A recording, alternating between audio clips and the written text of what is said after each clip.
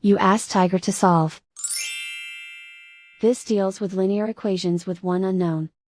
The final result is y equals 3/14. Let's solve it step by step. Group all constants on the right side of the equation. Subtract 3/7 from both sides. Group like terms. Combine the fractions. Combine the numerators. Reduce the zero numerator. Simplify the arithmetic.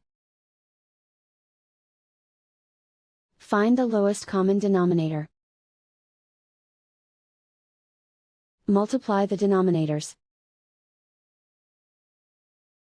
Multiply the numerators. Combine the fractions.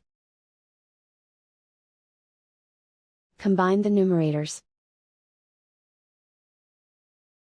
And so the final result is y equals 3/14.